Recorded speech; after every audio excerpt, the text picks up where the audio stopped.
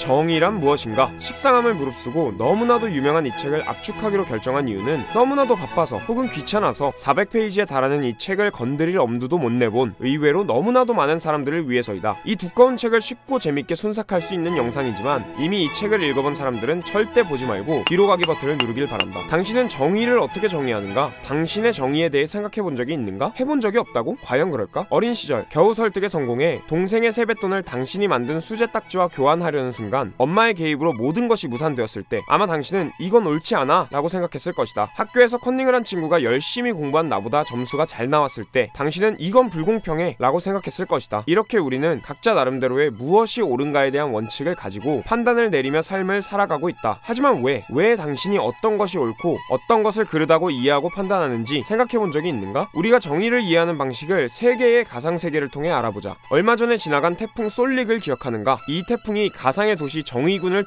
초토화시켰다고 가정해보자. 자, 이제 당신은 정의군 옆 동네의 김밥집 사장이다. 수많은 이재민이 당신의 가게에서 김밥을 먹고 싶어한다. 수요가 너무 많고 김밥은 모자르다 보니 김밥 한 줄에 10,000원을 제시하는 사람도 있다. 자, 이제 어떻게 할 것인가? 당신은 김밥을 10,000원에 팔아서 시장 경제에 충실한 공급자가 될 것인가? 혹시 이렇게 타인의 불행을 이용해 폭리를 취하는 것은 우리 사회가 마땅히 법으로 막아야 할 행동이라고 생각하는가? 하지만 정의군에서 김밥이 10,000원에 팔린다는 소식을 들은 다른 지역 사람들이 김밥을 팔러 정의군으로 원정을 온다면 어떨까? 정의군 주민들은 잠깐 불행할 수 있겠지만 결국 더 많은 김밥을 낮아진 가격에 사 먹을 수 있게 될 것이다. 이렇게 우리는 불행을 줄이고 행복을 극대화한다는 원칙을 통해 무엇이 옳은지 판단한다. 우리는 자유롭고 정의로움을 추구하지만 성인 남성의 자유를 약 2년 동안 제한하는 징병제 국가 대한민국에 살고 있다. 당신에게 자유란 무엇인가? 당신은 정말 자유를 추구하는가? 이 영상을 보는 당신이 만약 미필자라면 당신은 너무나도 자유를 추구한 나머지 가능하다면 당장이라도 모병제를 시행 중인 이 두 번째 가상세계에서 살고 싶을 것이다. 하지만 정말 모병제가 더 자유롭고 공정할까? 이번에는 당신의 역할을 가난하지만 건장한 청년으로 바꿔보자. 집안에서 아무런 지원도 받지 못하는 당신은 고등교육을 받지 못하고 사회에 진출하는데 이때 군에 자원하면 번듯한 직업과 급여를 받을 수 있다는 소식을 접하게 된다. 어떤가? 이제는 입대가 조금 매력적이게 들리지 않는가? 하지만 당신이 고등교육을 받은 부유한 집안의 청년이라면 어떨까? 당신에겐 군대보다 매력적인 선택지들이 훨씬 많을 것이다. 나라를 지키기 위해서 누군가는 군인이 되어야 한다. 가난하고 교육 수준이 낮은 청년들이 하는 이 선택이 정말 개인의 자유에 의한 선택이라고 할 수 있을까? 이러한 모병제 대한민국은 정말 자유롭고 정의로운가? 자유는 우리가 정의를 이해하는 또 하나의 기준이다. 삼성이 망했다. 그렇다. 마지막 세계는 대한민국 간판기업 삼성이 망한 세계이다. 이 세계에서 삼성은 무리한 사업 확장을 하다가 파산 위기에 처하고 말았다.